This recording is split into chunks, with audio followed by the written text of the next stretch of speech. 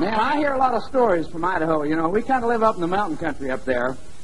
And you always occasionally will get a bunch of Texans come through the country and on their way to Sun Valley or coming through. We got a lot of lakes, a lot of hunting, a lot of fishing. And I used to listen to all the stories as I just sit around and observe. And, man, I'm telling you, after that warm welcome, you guys are kind of right on. Maybe some of those weren't stories we heard. They were absolute truth. So what we're here tonight to do is share with you some things that I think you're going to discover two things early on. Number one is the truth, and number two, they can change your lives. You know, we're here in Texas not because we've been paid to come. We're here in Texas tonight by total choice. And you're here for the very same reason, and we respect that. But we want you to know that we're here tonight to share with you some ideas that can change your total life if you're ready to listen. Now, the beautiful thing about being in a free society is you don't have to listen to nothing. But if you're busted, if money controls you and you're sick and tired of being broke, I suggest you ought to start listening. And most people today know so much that they're going nowhere fast and they just don't understand it, and as a result they fake themselves out. And when the game of life is over, somewhere around age 65, the system says, you're through, and spits them out at the lowest point, and they look over the shoulder and say, my God, Mildred, what happened? Where did we go wrong? What was it in our life that we missed out on? We worked hard. We put our nose down. We did what a system of life told us what to do, and guess what? It kicked us out broke. If you don't think I know what I'm talking about, friends, you take a look at the senior citizens in Dallas, Texas, for the most part. Now, there's exceptions to every rule. We'll be the first to admit. And when you get into this part of the country, you start running into some extraordinary wealth created through minerals and oil and all the other things, right? So we know we got some people in this room that are probably doing very, very well. And you're proud of it, and we're proud of you, and we applaud that because we're here tonight to talk about achievement.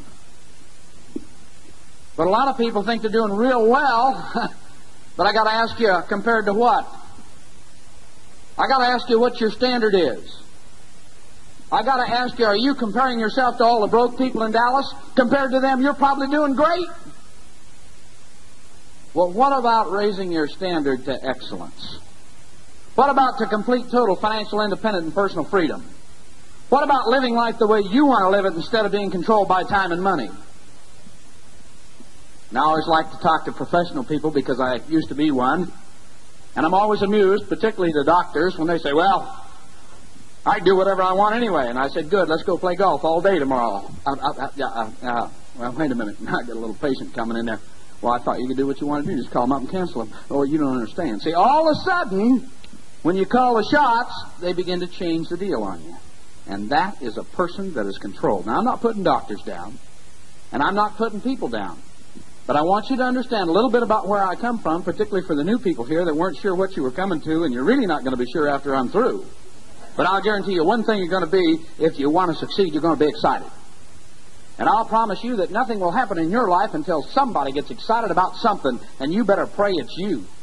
And you also better pray that it's about everything you do. Because if you can't get fanatical about something in your life, then you're just going to stumble through life, getting up day after day and week after week and year after year and just getting by.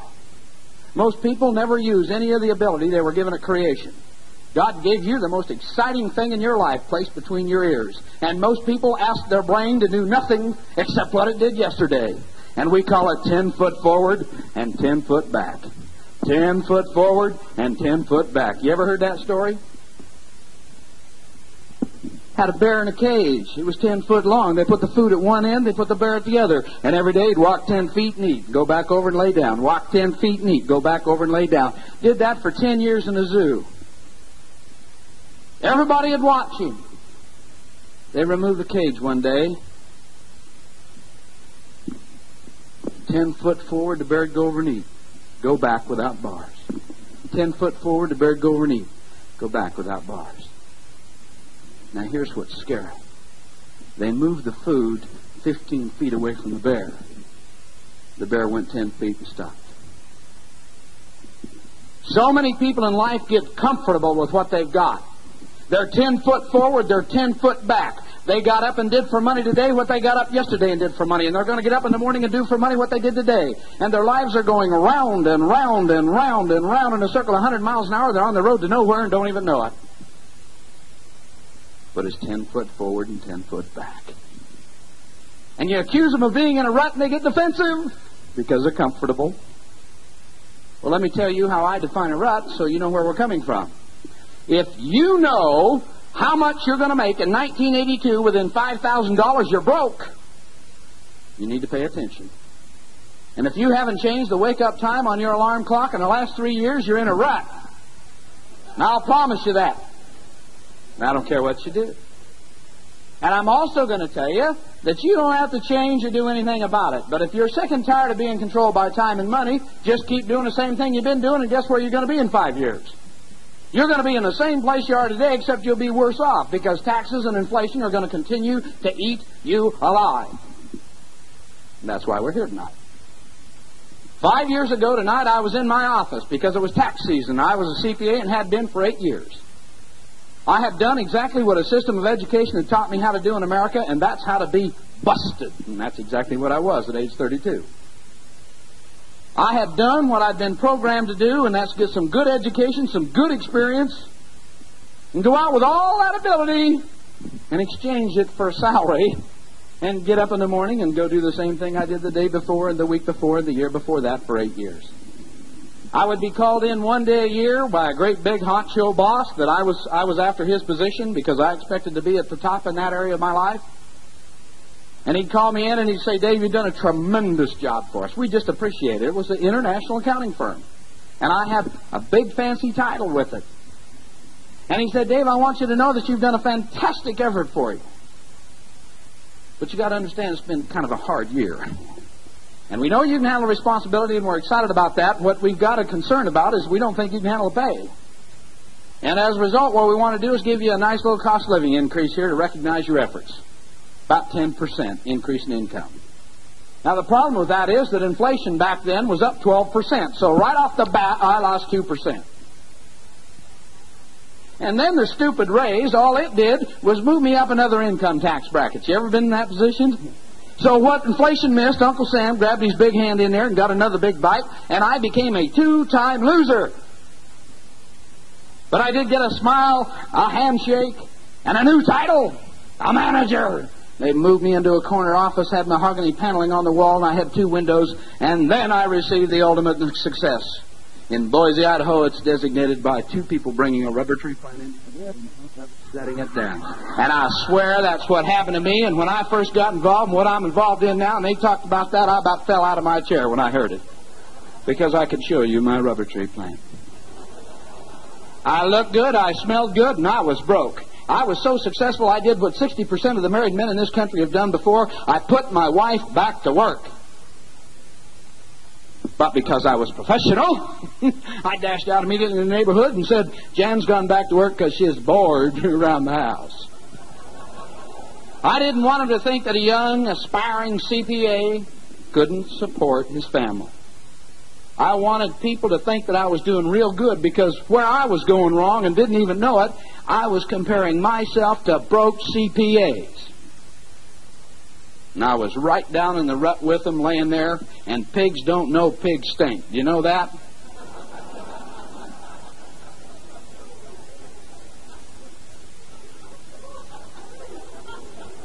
I'm going to tell you the truth tonight. I'll tell you 2 things I know about the truth. Number 1, it's always constant. The truth never changes. And number 2, if you understand and learn it, it'll set you free. Now, I'm a free person and have been for the last 3.5 years of my life. I'll be 37 years old this month. I'm in the upper 1/10 of 1% income brackets in the United States of America, and I'm proud of that. I haven't worked or been controlled for anybody for over 3 years, and I like that, because that means you roll over instead of roll out if you want to. Now, it doesn't make me a big shot. It's just that I don't have any titles in what I do now. I can't put anything on my walls. I cannot show you a rubber tree plant. But I will compare bank balances any day. When I could show you all my plaques and all my beauty and all the things I thought regular business was about, I wouldn't show you my bank balance, because there was always a zero in it. Now, I'm going to share a little bit about success principles with you tonight. And I want you to know something. There's a real quick test you can throw on yourself to see whether or not you're succeeding. Look at your bank balance. That's the fastest test I know. Now, here's something else I know. If broke people would just be honest with themselves and realize it, they can all change if they want to. Now let me tell you what, how you know if you're broke. Number one, there's always a zero in your bank balance. Okay? Number two, you got a bunch of charge cards and they're all up the limit. Number three, broke people spend about $3,000 to $4,000 more each year than they make. And that's why they live for income tax refunds. And if you've already filed your income taxes, you're broke. And you need to listen. Happens every time. I speak out of a position of knowledge. You see, wealthy people never file them until 14 April. You know why? They aren't going to give the government their money until they absolutely have to. Broke people got to get them. I used to get mine in by January 31st every year. I can remember strangling the office manager to give him my W-2 before the 15th of January so I could get it in a hurry because I needed the money to cover my debt. And it seemed like every year it was more of the same and more of the same. And pretty soon taxes and inflation got to the point where Dave and Jan couldn't hack it anymore. So I did what any 32-year-old broke accountant would do.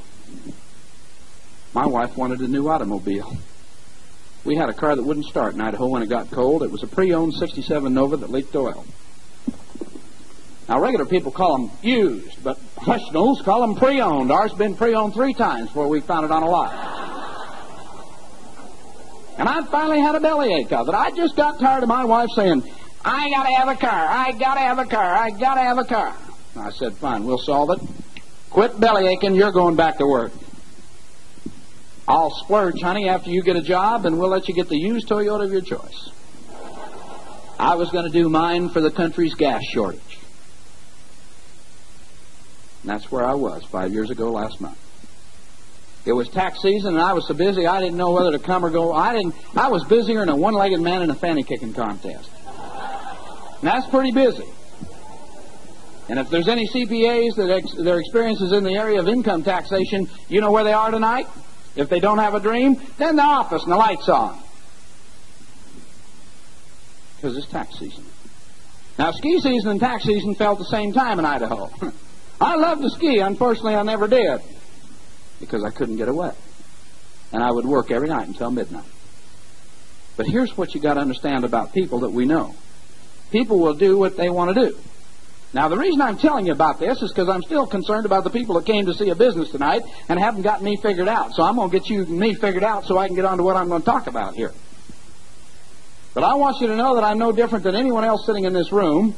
And the reason I'm not any different is because I'm just like you. I wanted more from a family, but I didn't have a ways and means to get it done. I did not enjoy being broke. And 5 years ago, I was broke.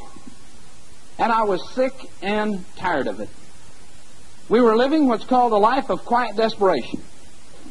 That's where you're having enough that you're not really willing to get out and do anything about it, but you always ask yourself the question, isn't there more to life than this? We used to run out of money before we ran out of month. Every month.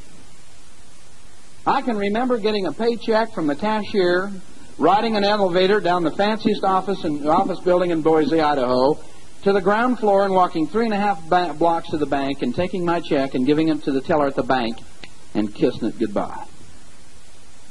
All I was doing with my income was covering bills and checks that I'd paid the Friday before payday. But I was professional. I was highly educated, and I am. I looked good, I smelled good, and I was broke and wouldn't admit it. Well, you'll recall from your history, at least in the Idaho part of the country, 5 years ago last month, a little television series came on. Boots! And here's where you begin to understand and learn about people. I was busy. My wife was fully employed, busy. She was going her way. I was going my way. We had a color TV set, a home mortgage, and a 5-year-old son in common. And we talked during commercial breaks and on Sundays after the games were over. That's where we were after 9 years of experience together as husband and wife.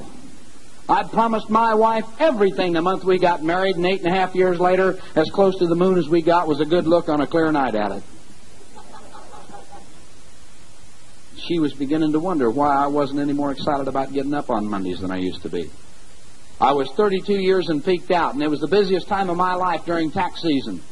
But when Roots came on, I decided to take a little time out and see what this show is all about, because the human will do what he wants to do. I don't care what the situation is, and that's why we don't buy excuses in the business I'm going to talk about a little bit here tonight.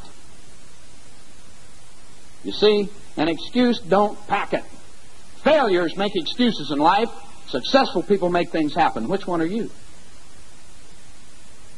Well, I want you to know that I'd hit the door at 7:55, come in, run upstairs, get 2 ham sandwiches, which already had to be made. I would sit down in front of a contraption that had 2 legs crossed on it, I'd eat and watch TV at the same time, and therefore get in every night. And I was just about ready to bite in to a ham sandwich, and Cooner Kinte was just coming across the white sands of Africa, and they were starting to throw ropes around him, and the doorbell rang.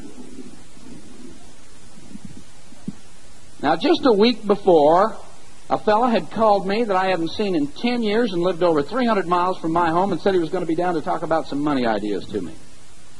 I said, great, because I was broke. I'd lost every bit of 5 years of savings in a commodity market transaction that near wiped me out. I was totally prepared to see what I saw when I got involved in the business I'm going to explain to you. And when that doorbell rang, I was so highly successful and excited about life, I immediately stood up and exploded. I have since learned that broke people get mad very easily. Have you ever run into that? I have a very good friend in this business. His name is Dexter Yeager, and he told me something one time. He said, the size of the man can best be determined by the size of the things that make him mad. I immediately had a scary flashback. I used to get totally aggravated over a little round white thing that looked like that you placed on a wooden tee. And if it didn't go where I hit it, I'd explode aggravated mad. So that meant about how big a man I used to be.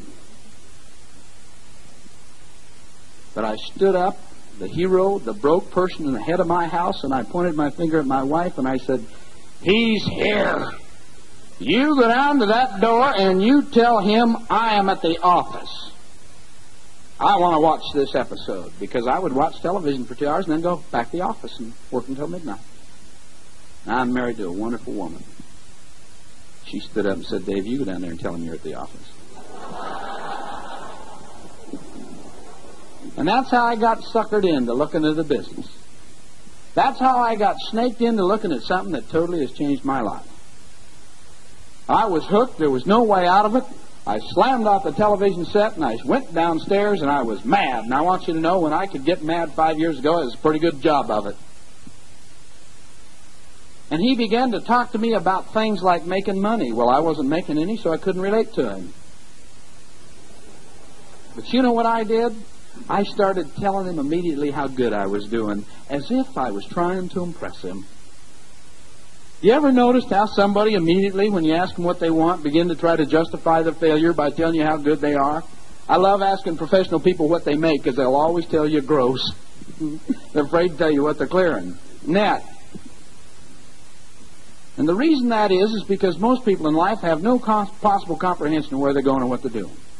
Most people in life today are so busy being broke they don't even know how to succeed, and therefore they never will, and they just get up and do the same thing day after day, and the life goes by them, and once your life goes by you, there's no getting it back. So you got to decide whether or not you're going to succeed or fail, and that's the first principle of success, making a decision. Well, I didn't have anything to decide about because I was so happy failing that I didn't know how to succeed. But the fact of the matter was, I wasn't very happy, because even though my wife had gone back to work, amazingly how her money she was making was getting spent just as readily as mine, and we didn't seem to be getting any further ahead. But the tension in our family was beginning to mount. I used to say, well, you just waste all that time during the day, honey. Shoot, you can take care of the kids, you can keep the house clean, you can wash the dishes, you can cook, you can take care of the yard on evenings and weekends. You're just wasting all that good daytime. Because I was telling her every night how tough things were down at the office.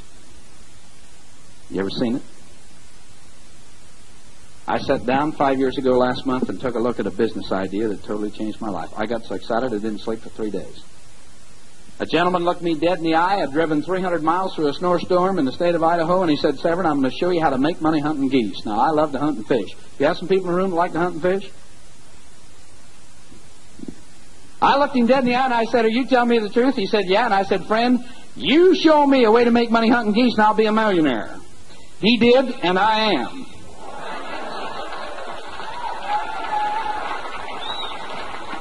Now, that's why I'm here to share with you. And that's why, if you're interested in making some money and beginning to control time and money and enjoy life and have fun together, and if you're married, have a better relationship, be happier, live longer, and be wealthy, pay attention. If you're not interested in any of those things, I can't help you. But I want you to know, if you're here for the first time, and particularly if you haven't seen what we're going to talk about here today, it's because somebody cared enough about you and thought you were ambitious and thought just possibly you might be really interested in having a kind of a lifestyle that I just described if you want it. Being able to do what you want to do and help a lot of other people. Now, if you don't think we know what we're talking about, I'd ask you kindly to look around you. You've never seen a sharper bunch of people get together in Arlington, Texas in your life on a weeknight, dressed up, excited, looking good, and those that are married are here hand in hand with their wife. And I'm proud to be here because I'd come 10,000 miles over broken glass to be with you. I don't like being with losers, but I love being with winners. And I'll tell you, the only way you'll associate with winners is to succeed. Because winners make it. And that's why winners and losers never match up good in life. You ever notice that? A loser can handle about 2 minutes with a winner, and likewise, vice versa. And I'm going to tell you why that's true so you understand. Winners take away every excuse for failing that exists. And when you get stripped naked, it's pretty hard to sit there and stand it, right? And winners make things happen. They do not make excuses. Now, what's always amazed me is how somebody can work hard for another man and fail, and you show him how to succeed, he won't listen. You ever notice that? I like to paint an analogy there because I think it makes sense as I lead you into this idea. Let's say that I came down here to Texas just totally a dummy. I didn't know nothing. I just came down here. Let's say Walt Newman, who was one of the hosts here tonight, came up and he said, Dave, I'll tell you what, I'm going to make you a bet. So I want you to go through this wall. I bet you can't get through this wall. Right there, I bet you can't do it. And I said, come on, Walt, man, I'm pretty sharp. I can do it. I said, well, I'll tell you what, the objective is for you to get through the wall. Any way you want to, doesn't make any difference. I'll give you as long as you want to. I just don't think you can go through there. So I walk up, get a nice even spot on the wall, make sure there's no nails sticking out, put an X on it, step back with my forehead, and begin to headbutt that wall in an attempt to go on through it. Because I've been told that all you got to do is knock whatever down in front of you over and you can go right on through it. No problem. Well, after 3 or 4 days and nothing to eat, Walt come back and check me out, and I'm sitting there hitting my head on a wall. He said, Dave, you hungry? Yeah, I'm hungry. Your head hurt? Yeah, I got a terrible headache here, Walt. Did you get through the wall yet? No, Walt. Still just a little tougher than I thought. Walt says, now wait a minute, Dave. Let me show you how we do things in Texas. Now, I know it's going to be simple. I know you're going to say, oh, it's too good to be true. I know you're going to have a hard time believing it. But I'm telling you, Dave, this contraption here with the sign over it that's lit up, that's called a door. Now, doesn't take much, not difficult apparatus to learn how to use. I can teach you how to do it just a little bit. And what you do, Dave, is when properly learned how to use it, all you got to do is just put a little pressure on it, open it up, and you'll step right through the wall. Let me tell you what losers and broke people say without a dream. Oh, it's too good to be true. I don't believe you, Walt Newman. Nothing can be that simple. No, Dave, you got to understand. You just walk through the wall right there. Just call door. Go through it. Now, what's the catch? What's it going to cost me? There's got to be something here that's going to be in it for you, or you wouldn't be telling me something that simple after 3 or 4 or 5 days of trying to make it through my way. And Walt said, no, Dave, I'm just telling you the truth. Here, I'll go through it for you. You just stepped on through it. Waves from the other side. Come on.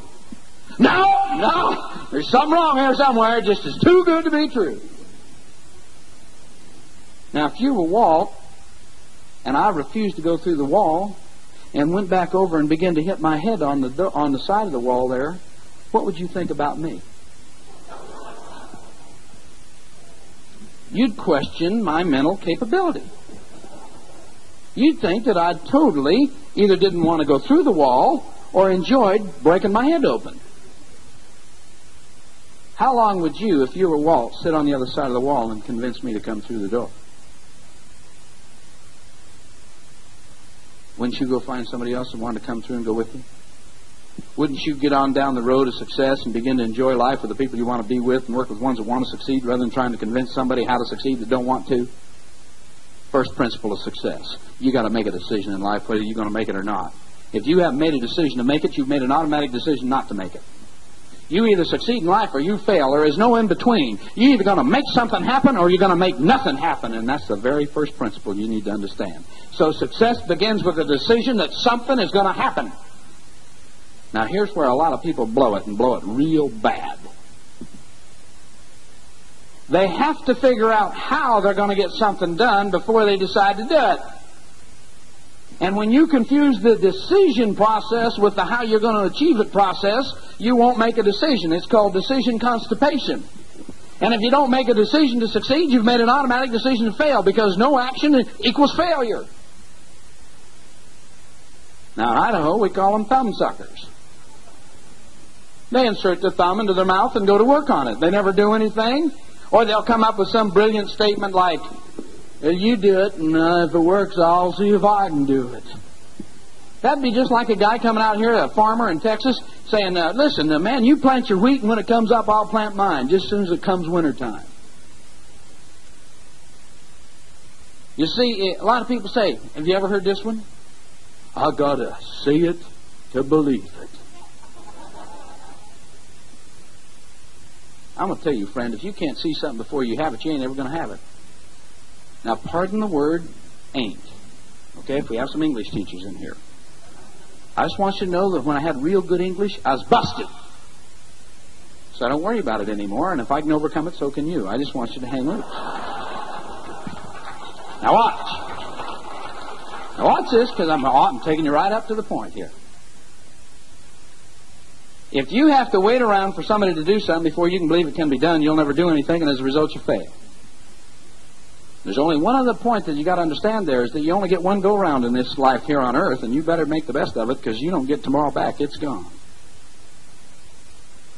And there's a lot of people trying to wait for somebody else to show them how to succeed rather than showing them a way to succeed and let them figure it out for themselves.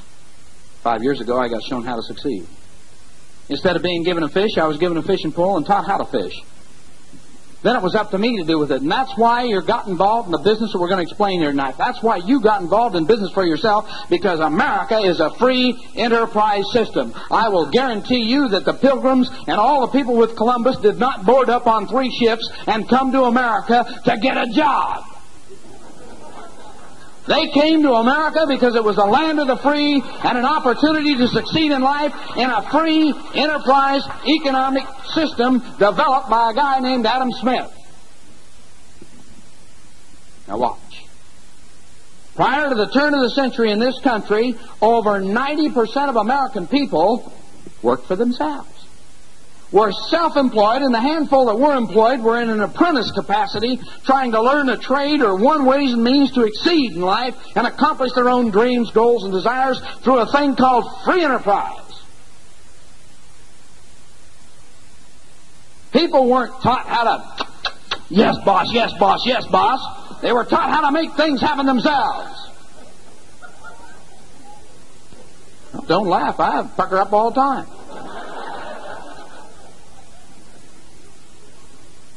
Let me carry this thought on through. So I'm going to drift here a little bit, and then I'm going to lace you, all right? I'm just getting you set up, and I'm going to hit you right in the bullseye before I'm all through with this, okay? Okay. You're going to worry about what I said all night. When he gets in, I'll show you. But let me get back to where I was. In 1900, in the United States of America, we experienced what's called an industrial revolution. Big business was formed. Large corporations came into bear. Government entities began to start into motion. Now, what did that whole thing require in order to continue to operate? What does big business need in order to make it? Now listen. You can call them what you want. I heard one good description over here. But let me tell you what, let me be professional with you now. I don't want to drift off and go flat here. They're called employees. people without a dream. People who are willing to get up today and trade 8, 10, 12 hours a day for some kind of a paycheck, bring the paycheck home, exchange it for standard of living, use it to the extent it's usable, and then get up the next day and go do the same thing, and 10 foot forward and get a paycheck next month and come home 10 foot back and get by and just accept it. It's as good as it's ever going to be, honey. Let's just bite the bullet. Here's the worst one of all. We broke, but we happy.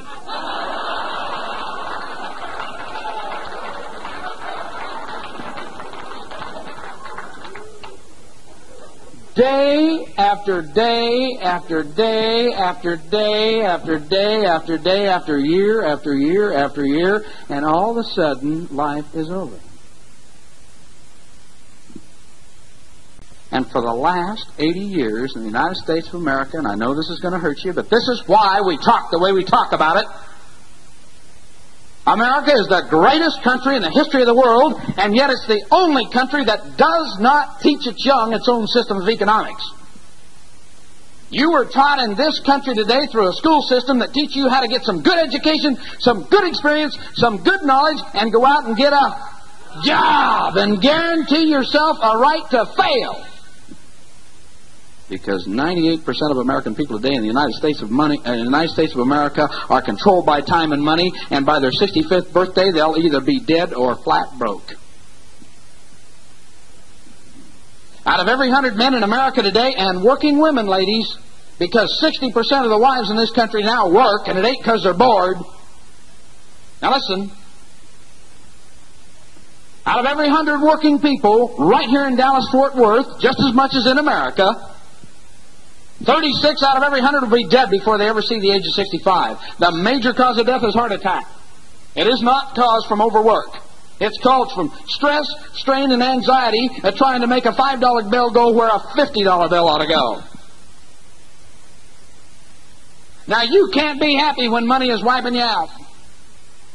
90% of the arguments in a home are over the subject of lack of money. Now, watch this. Of the 64 out of every 100 that live to be 65 years of age, 45% reach the magical years, and they get booted out of the system because they're too old. Nobody said anything about their ability. It's just the fact they were getting too old. Now, the sad, great American tragedy is that group of men that get fired before they're 65 and therefore lose their retirement benefit. The problem is nobody wants to hire them because they're too old. So they'll go out and get odd jobs if they can find them. Now, I know your retirement plan isn't like that, right? Friends, I want you to know something. If you're counting on Social Security, get a big lunch. Social Security is going to give you 1/4 of what you can't get by on now, and if you're under 42 years of age, you won't see a dime of Social Security benefit. Now, isn't it wonderful to know that your Social Security deduction went up this year?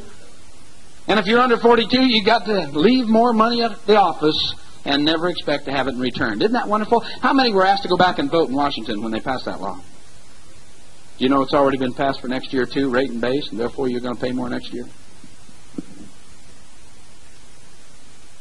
45% get to be 65 years old and sadly realize the company plan isn't going to do it either. I'm fully vested in one of the largest corporate plans in the history of the United States. Fully vested with 13 years of service.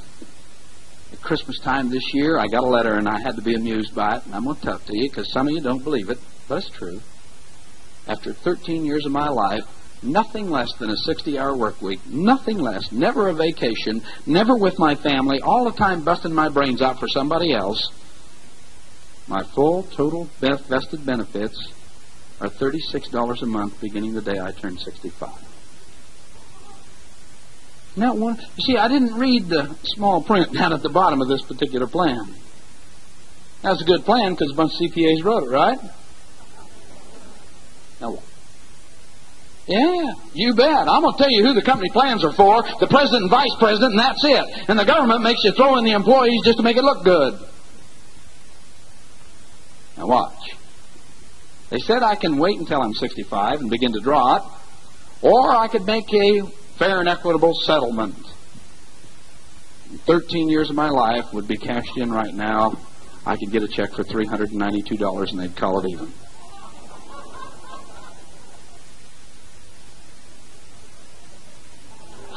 $13 years worth $392 of blood, sweat, and tears. You ever see somebody get divorced because they were working for somebody else so hard they forgot that they were married and wound up with nothing, got hold in the bag, and here all the time they were chasing something that'd never be? And they got told about a door. You won't make it. There's no way to butt your head through that wall, Severn. There's no way to make it in the job. There's no possible way you'll succeed. Use the door. Go into business for yourself. Get smart. They won't listen. Well, I wrote them a letter back and said, you keep that right on stock. I don't need $392, and I'm going to enjoy the misery that you're going to have to go through for the next 30 years of putting monthly statements out on me. Keep your $32 a month, because I don't need it. Now watch. 5 years ago, I'd have took them up on it. You ever have a creditor coming down your back and you'll do anything you need to get another $200 or $300 up?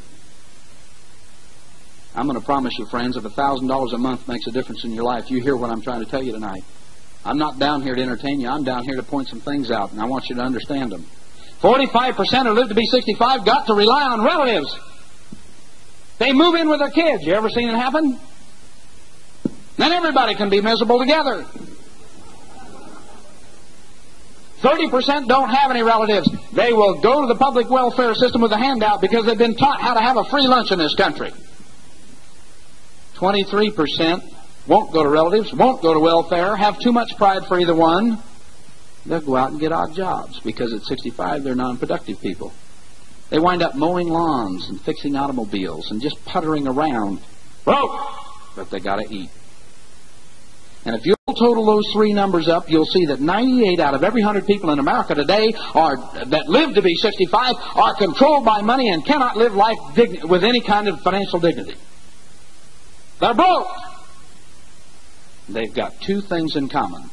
Number one, they all work hard. You ever heard somebody say, God, I'm working hard? Now listen, and they all work for somebody else. They got good jobs. There ain't no such thing. I know it's tough if you got a good one, you think. But I'll tell you why there's no such thing. You'll never be paid what you're worth. As long as somebody else signs the bottom line on your paycheck, baby, you're going to be paid the least amount that it costs to replace you. Now, you need to understand that. If you don't think that's true, if you think, I love the guy that says, I got good job security. Well, then take 60 days off, starting tomorrow. Don't tell anybody you're going. Don't tell them when you'll be back and see how secure your position is.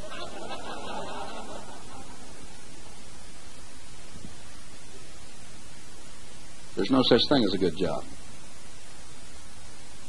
Now watch this. If you're going to succeed in America, it's real simple. Don't work for somebody, work for yourself. Do what economics in America means. Free enterprise. Go into business for yourself. Be rewarded in direct proportion to the fruits of your own effort and labor. But don't just run out and get into business, for heaven's sakes. Don't follow somebody so close that when they go over the cliff, you follow them. Check the fruit of the tree of where you're headed in your life, because you may not like where you're going to wind up. I love it in Idaho this time of year because we get a lot of heavy snowfall. I mean heavy snowfall. And we've had a tough winter up there this year. And I love to get my motorhome out on the freeway when it's snowing hard, because it's a classic example of sheep. And I'm talking human sheep. Now listen. So many people have been taught to listen to somebody else and let somebody else do all their thinking for them and let somebody else make all the decisions for them. They never know how to make any decisions for themselves. And you put them in a position where they need to make a decision, and they'll come up with something brilliant like, oh, you don't think I know what I'm talking about? Going to a restaurant tonight when we're through here, and you see a husband and wife that aren't involved in the business that we're talking about here tonight, sitting down after 30 or 40 years of living together across from a table. They'll pick up the menu and they'll just sit there, won't say anything, just look at each other. And then something like this will be the conversation. What are you going to have? What does the wife always say? I don't know. What are you going to have? Here's the hero over here with all the decision possibilities of his family. Well, I just don't know. What are you going to have? They don't know how to make a decision because when they grew up, the parents made all the decisions for them, did all the thinking for them. They went right into a school system and the teacher did all the thinking for them. They were taught how to go to work for somebody else and that's what happened to them, and their boss did all the thinking for them. And you put them in a position where they've got to succeed in life and make a decision, and they'll say, God, I don't know. Success begins with a decision. And failure to make a decision guarantees failure in life. So 98% of American people wind up dead or broke by age 65 in this country today because of a school system. They were taught how to good education and training. I am a licensed practicing CPA in the state of Idaho. I'm not practicing anymore, but I'm still licensed. At 6.5 years of college, I took 1 hour of instruction from anybody that had done what they were teaching me how to do. And the only reason I took an hour of instruction from that guy is because he didn't have enough guts to make it in the real world, went out there, got his finger slapped, and dashed back into the college. Because A students wind up teaching and B students wind up working for C students. And never forget that. I just a C student trying to see my way through. I never got whooped up on big grades. The more education you have, I guarantee you, the greater your money problems will be. Did you ever see a wealthy professor? Now, if there's some in here, just relax. I'm not trying to hurt your feelings. It's called checking the fruit. Now, I'm back here in Idaho in the snow because I haven't forgot you. I do a lot of this, jump from one place to the other. When it snows real heavy. Now, the reason I tell you that is because what happens right here at the University of Texas, isn't that what's here? The Longhorns right here in Dallas? Uh-oh. What? SMU right here in Dallas? What's going to happen this spring semester on the SMU campus? Here they're going to have all these great, big, grade A, summa cum laude, mortarboard, card-carrying members in the graduating class step out there. Can you just see it? I mean, they'll come strutting across there, smiling. Their mother-in-law will be giving them a scoot. Our son's got a title, see? She can brag about him. They'll take the graduation diploma, smile one more time, and start on across the stage. Now, how would you like it if on the other side of the stage there's a midget? And he was just sitting here like this, and he said, you know, and you're still smiling, getting all your friends to take pictures of it. Hey, you just look down and say what, man? Hey, dummy, 98% chance of being dead or broke before you turn 65. Enjoy the trip. Now, what would a graduate say? Impossible! I don't believe it! Yeah, it's true. We've been keeping track of people ever since America became an industrialized nation. 98 out of 100 don't make it. The more education they got, the worse their jobs are. Oh, come on! Wait a minute. If that were true, these people would have told me. They would have not let me spend 5 or 6 or 7 years of my life and thousands of dollars getting an education so I knew how to fail. They'd have told me. Pigs don't know pigs stink. Careful who you listen to. Now, I'm not putting teachers down. If you're a teacher and that makes you mad, you need to listen. I point that out to tell you that broke people cannot help broke people. And if you want to listen to somebody that's broke, get ready, baby, because you'll be just like them. You want to catch a cold? Get around somebody that's got a cold. You want a case of the poverties? Get around somebody that's busted. You'll catch them. Be just like them. The senior graduating class at SMU will be hauled into little cubbyhole rooms in the month of May if the graduation is in June. 30 days prior to graduation, and all the big companies will come around, and before they'll ever have a chance to go out and get into business for themselves or succeed in any ways and means, they'll sign their life away on a contractual obligation as an employee to a large company. And sucked right out of the school system into a 98% failure rate. And then they say, God, why didn't somebody tell me? We're trying to tell you something tonight. You're here tonight because people care about your future, but you've got to care about your future. You've got to be the one that says, I'm going to make it, period. That's the way that it is. Then, if you've got that out of your way, you just need to meet 3 criteria to succeed. But before I tell you what those are, let me finish my snowy road story. When it snows hard in Idaho, and it can, I like to get my big motor home out. Did you know that there's a difference between following a motor home and driving a motor home? Did you know there's a significant difference? When you're driving it and having a nice Diet Pepsi or a cool drink and a big ham sandwich there, you don't even know the people are behind you. But if you're in a Toyota getting your chin beat to death with your knees, you get mad. Ah, them road hogs! Danger to the society! Now, I speak from both sides. I prefer driving them than following them. I'll tell you that right now. But I like to get that coach out on the road, and the harder it's snowing, the better I like it. And I like to get slowed way down. Get out on a road where they can't pass me because it's snowing too hard to see around, and slow her down to about 20 miles an hour. Just creep. And stack on the freeway now, because we have a lot of vacant freeways, kind of like you got down here. A lot of roads, not many cars to put on them. 40, 50 cars stacked up behind me. You know, the guy in the last 5 cars, they're screaming. They're mad at their wives. Little things are making them mad. Then I'll watch real close, and when I see an overpass, one that I know you can go up and then come back down on, I just love it. Because the snow's deep, and they're just following the ruts in the road, you know. They ain't looking up what's happening in life. They're just following the tire tracks. And, man, I just come right up there, and I go right off the exit. I never stop. I go right up through the stop sign and right back down on the freeway. And 40 automobiles come right up over the exit sign and right back down because they're so busy following the tracks in the snow, they never look to see where the leader's going. And there's a big message in life there. So busy being broke. Man, they're driving hard.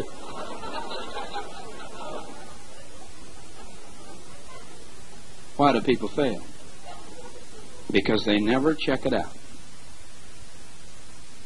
They never check to see what they're getting into. Today, right now, in the United States of America, 500 businesses will fail this week. It had never in the history of the American system have more businesses been failing than we've got right now. They can't even believe it back in Washington. Now, you tell me why they're failing. I'll tell you why. 2 reasons. Lack of money and lack of knowledge. They don't have enough money to keep up with a double-digit interest rate. They don't have enough money to short-term borrow anything. They can't floor in the inventory. When they do sell something, nobody can afford it, so they sell it on credit and they can't collect. And they got cash flow problems running out the yin-yang. That means they ain't making no money. They can't understand what's wrong in the country. You see, if you're going to make it in life, you go into business for yourself, and then you learn how to work smart. Now, there's a big difference. Most people in business for themselves today don't know how to work smart because nobody's ever taken the time to teach it because it's not taught in any university in the country. And the only way in the world you'll ever learn how to work smart is to understand the principles of success. Now, if they're not taught in the school system, where do you learn them?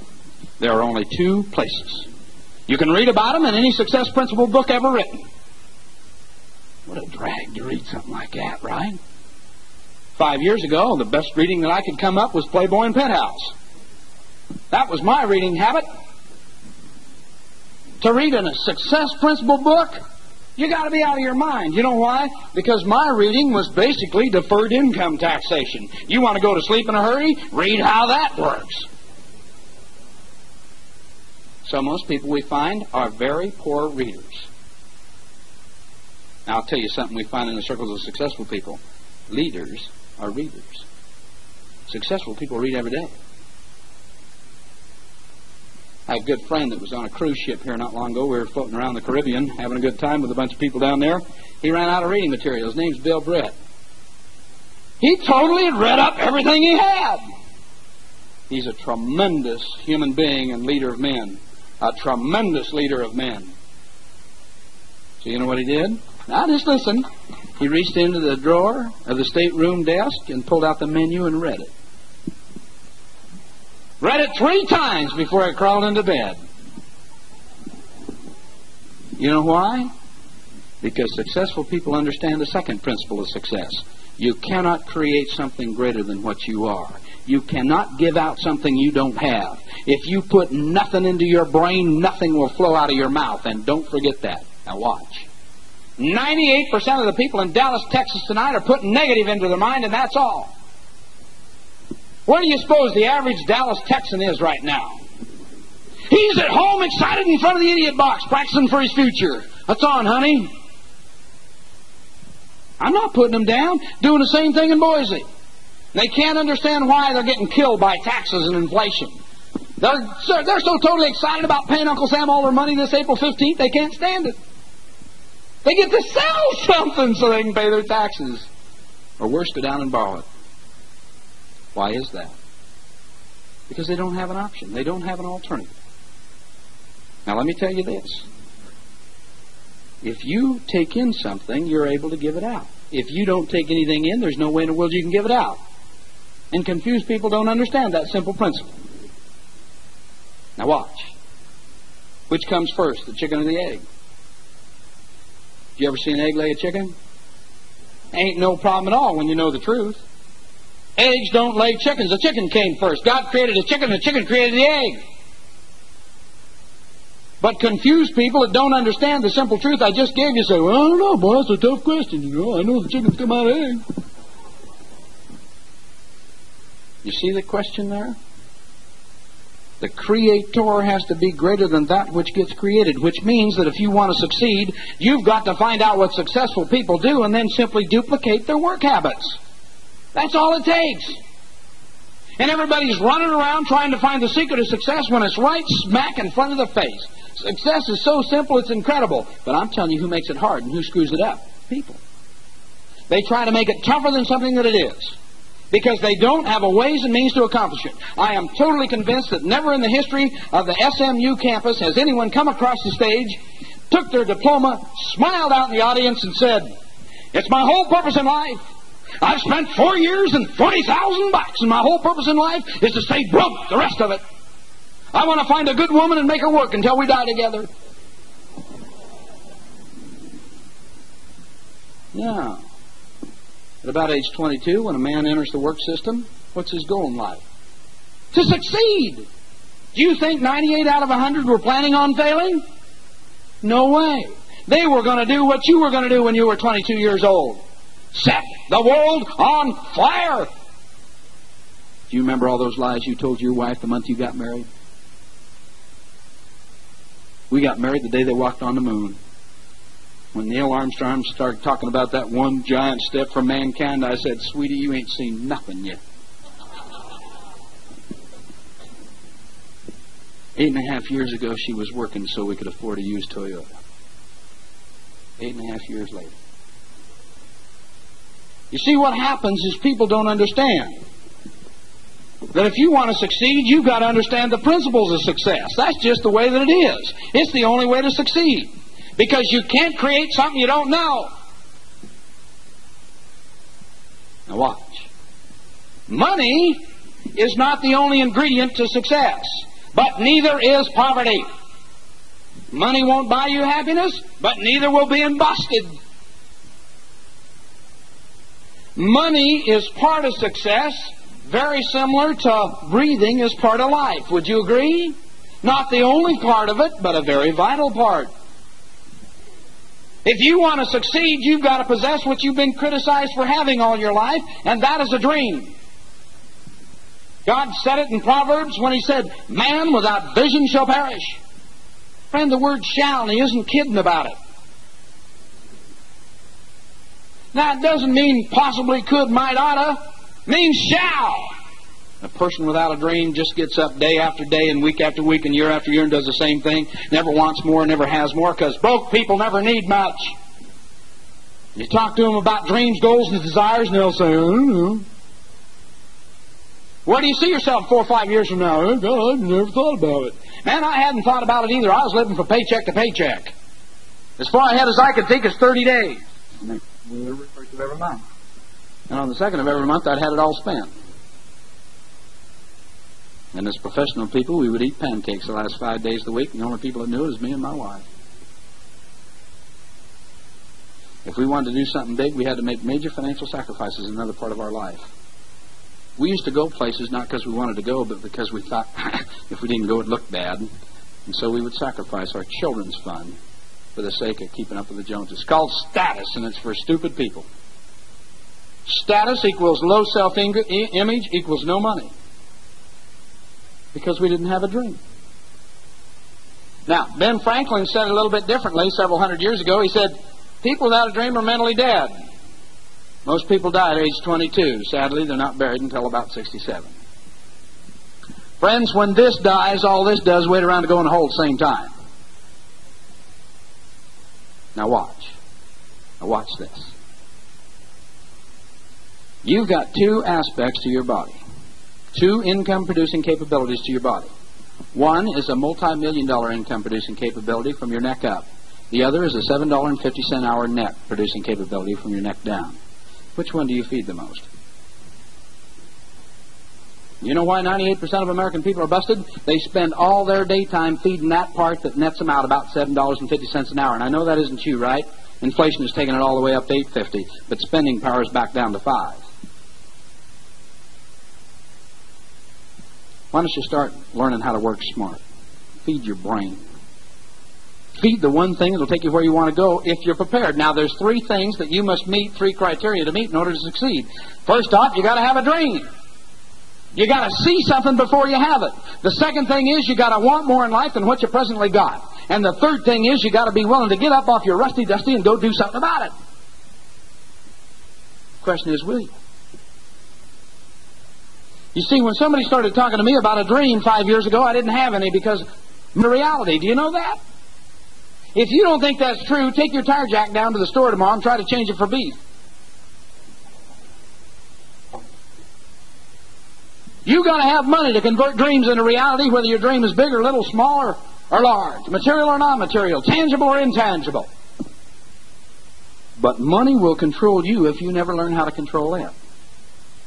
So let's talk about your dream. Let's talk about what you want out of life. Because if you have a dream, you've got to decide you're going to have it, then you'll find a way to get it. Because there's never a money problem in life. There's only an idea problem. The sad fact is you've been prepared to fail. You've been told how to fail. I watched a commencement exercise at a university down in Utah, state of Utah, a year ago, and Milton Friedman gave the commencement exercise. Gave the commencement talk. You ever heard of him? Pretty big shot in the world of economics, a free enterpriser. And he's a very short man, and he stood up on a box to see over the top of the podium. And he had his mortarboard on, he was honorary doctor or something. And all the deans, all the schools sitting around behind him, and he gave an eloquent talk. It was absolutely breathtaking. It was something to behold. The whole place was filled. And as he finished his talk, he said, and now let me be totally honest with everyone in the room. You people have spent 5 years of your life preparing yourself to succeed in the American system. You people have gone through hell in order to get to where you're at. You've sacrificed money you didn't have. You've done without. You've totally denied yourself any and all things so you can be recognized here as a graduate. But all you've been taught how to do is fail. Not one of you received 1 hour of instruction on how to go into business for yourself and succeed in the American free enterprise system. And I think that's sad, and walked off the stage. And you should have seen the deans. Boom, boom, boom, boom, boom. And I'm telling you, their jawbones started hitting that floor. Because he spoke the truth. I'm going to tell you, people that are failing don't like to hear the truth. And that's why a loser can't stand a winner. More than about 2.5 minutes. Now, we don't discriminate against anybody. We don't want anybody to fail. I'm not against poor people. I'm not against helping somebody that's down and out and wants to make it. But I am against helping people be poor. And I know that any time you give somebody something for nothing, you're hurting them. What we're going to do tonight is give you a dream. What we're going to do tonight is give you a cause, a reason. And then we're going to give you a fishing pole and teach you how to fish. Because you see, you only qualify yourself for success when you have a dream, you want more, and you're willing to do something. That just puts you in a qualification. Now you need 2 other things in order to make it. The other 2 things that go hand in hand with that is you got to have a vehicle to get you where you want to go, and then you must receive the proper advice on how to use the vehicle. And that gets back into my story about trailing them through the snow. Most people are following what they think is a good deal, and it'll wind them up nowhere. If I'd have made the wrong turn and never come back on the freeway, they'd have turned and gone somewhere off into the deserts of Idaho. Only after they got to the point where they realized something was wrong would they have stopped and said, gee whiz, maybe we should have watched back there at the exit sign. Well, you see, most people don't have a ways and means to succeed, and as a result, they fail. People don't want to fail. I can't believe anybody in this room's total purpose in life is to be financially failing, or to be broke at age 65 or dead. Why then do so many people have that happen to them? Real simple. They don't have a way to make a success occur. Now, if you're going to succeed in America, you've got to do what the American system teaches. Go into business for yourself. Now, how can you do that? You see, we find most people want to go into business for themselves. Why don't most people go into business for themselves? Would you mind telling me, in your opinion? Lack of money and lack of knowledge. Most people don't have an extra $150,000 laying around so they can start a business, and that's about what it takes today. And the ones that don't use much to get involved, the system wipes them out because they're undercapitalized. I got to be careful. Those are businessmen. That's almost sound like a CPA talking. If you don't know what that means, it means they start out with a zero cash balance and end up soon with a zero cash balance. You look in the paper today and you'll see that the bankruptcy rate is larger than the divorce rate. And we got real trouble when that happens.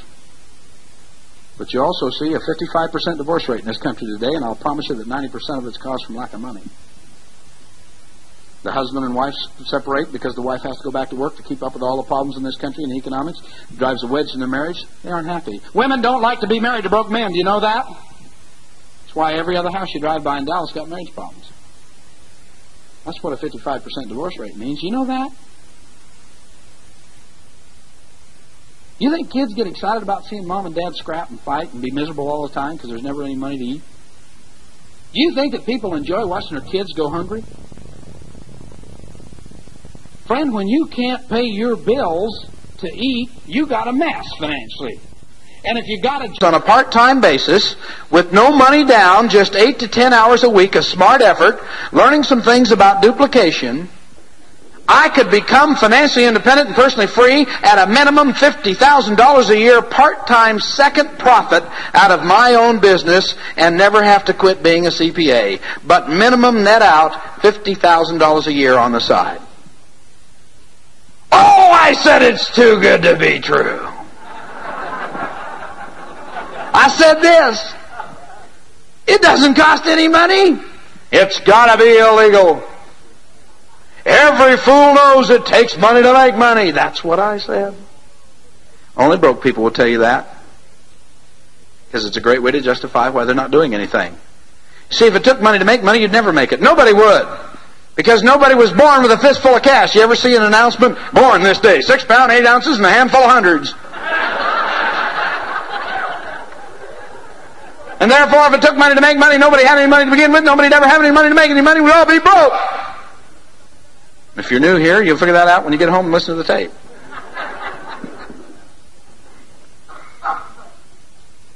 I said, I can't believe anything could be that good, Steve, and I'm going to tell you why I couldn't believe it. Because I've been working as a CPA for 8.5 years. I worked 60 hours a week. I never saw my family. I lived in an airplane in a suitcase in a motel room alone.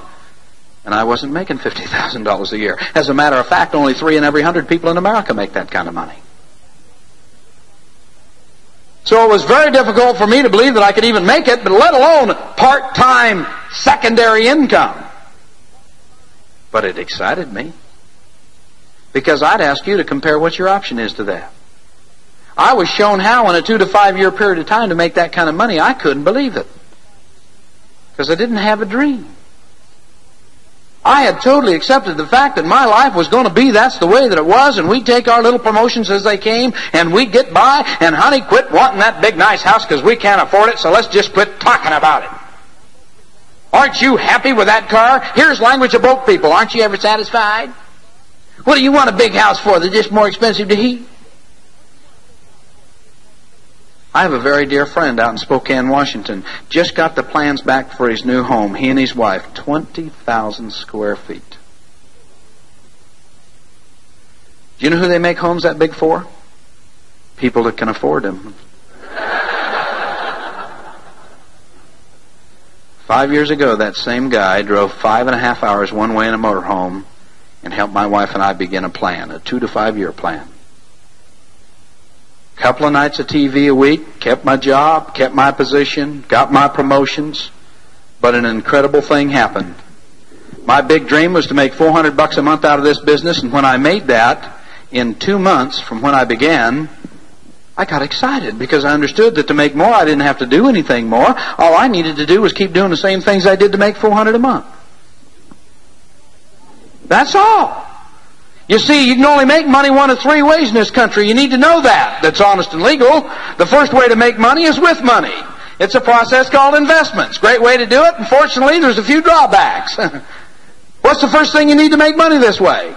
Money! You got to have front-end capital, and it's over and above what it costs you to live. Most people don't have any of that, so they don't get in an investment. There's also a degree of risk involved with investments, and that means you got to lose it, or at least take the chance of losing it. And most people won't take that risk. I got to tell you a story because I think it's funny. Last week I was getting my hair cut before we went over to. By the way, I just come back from Disneyland. I've been down there for all week. But just before I got there, I got my hair cut, and I was sitting in the barber shop in Boise, Idaho.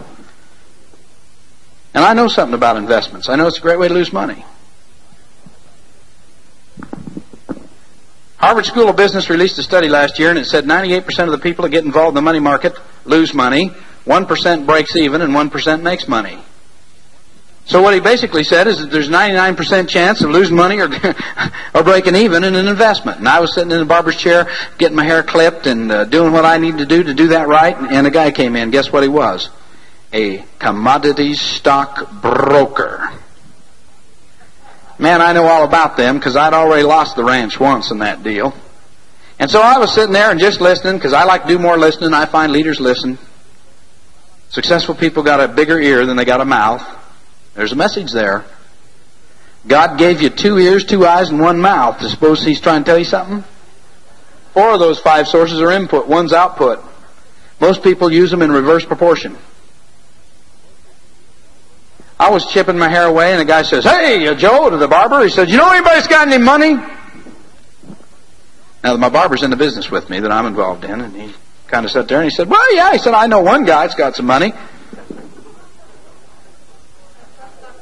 The broker said, "Well, who is he?" Trying to drum up a little business. You see, investment brokers are having a little hard time. Kind of like real estate people today. Kind of like building contractors. Because of the economy. The barber said, "This guy sitting right here's got a little cash." And he said, "You want to get into an investment, a real good deal?" I said, "Well, it depends on what it is." He said, "Well, let me tell you about it." And I just let him run off at the mouth. He explained to me the greatest benefits, all only in $50,000 increments. Man, we can get you into this kind of a certificate and that kind of certificate. He said it's making 14 and 7/8% interest. Well, I know inflation's 18%. So it seemed to me a good way to lose 4% real quick. I didn't tell him that because I knew something he didn't know. I also know that he was offering me a 99% chance to lose money. He didn't know that. And I'm telling you, if you're brand new here tonight, there's some people that know something you don't know, and we're trying to get a few points across here. And when you're showing this business idea to people, remember that you know what they don't know. So I let the guy explain to me. Well, man, about 20 minutes I heard how good it was. Finally he said, "Well, do you want some?" And I said, "Boy, I sure do. You bet I do." He said, "Good." He said, "How much do you want?" I looked him dead in the eye and I said, "The same amount that you got."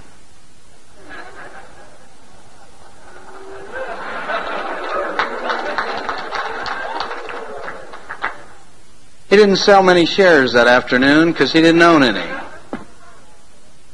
You see, I'm trying to tell you there. You can listen to the wrong people in life and go broke in a hurry through an investment. So I knew enough about that not to want anything to do with an investment idea. Now, I'm not saying there's something wrong with it. I just tell you it's a good way to lose it. And what I'm going to talk about and have been all night has nothing to do with investments. Now, the second way you can make money is do what the schools teaches you. Get some good knowledge, education, experience, and go out and provide a service. Isn't that wonderful? Man, you can work hard all your life. I'll promise and guarantee you, if this is how you make your money, you'll never succeed. Now, I'm going to tell you why so you understand. Number one, you've limited yourself to your own ability. The only way you'll ever make money is what you do yourself. You don't get paid for what other people do, only what you do. And the second thing you've done is you've limited yourself to 24 hours a day in which you can provide that service. I don't care how bad you want to do it, you can't work 25 hours a day. You ever see the guy that married his job instead of his family? Might as well take his wedding band off and put it on the desk because he's never home. Somebody said one time, when should you tell your wife you love her? Another guy said, before somebody else does.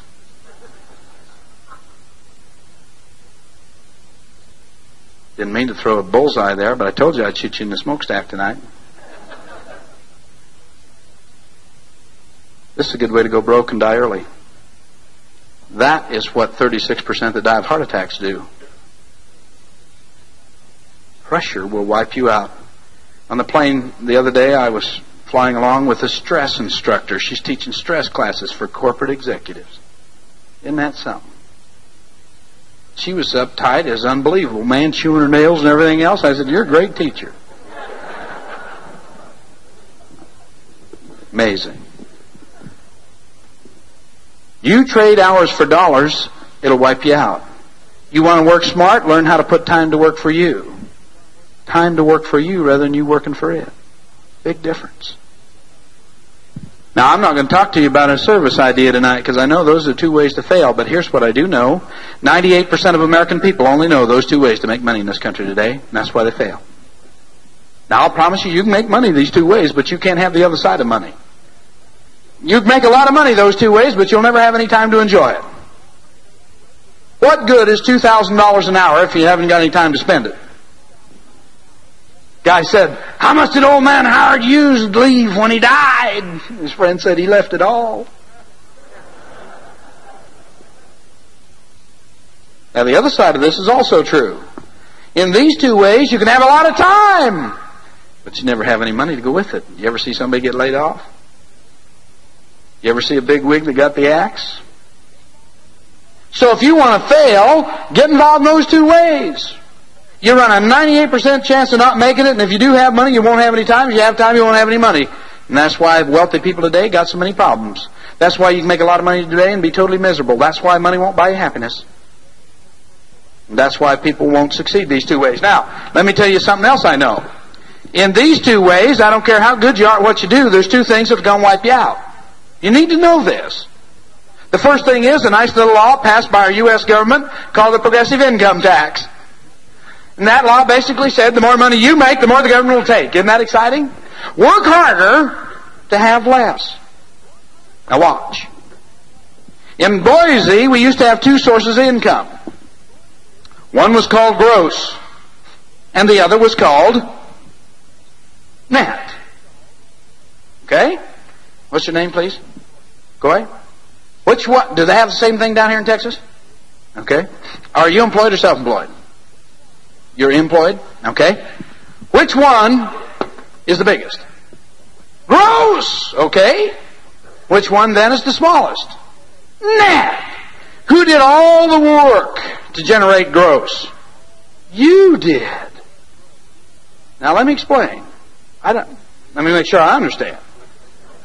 You did all the work, but you got to keep the little one? That's the one you get? Well, who got the difference?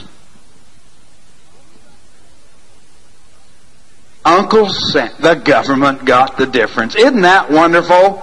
Right now, the average American pays 42 cents on every dollar he makes to the government in some kind of a crazy tax. I know that has a tendency to bother people when I tell the truth, but it's the truth. And I'm telling you some things right now you need to listen to.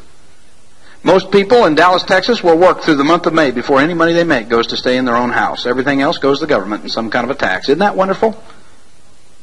15 years ago, 1 in 17 people worked for the government. 10 years ago, 1 in 11 worked for the government. As of last year, 1 in 4 worked for the government. That scares me. You know who pays their salary?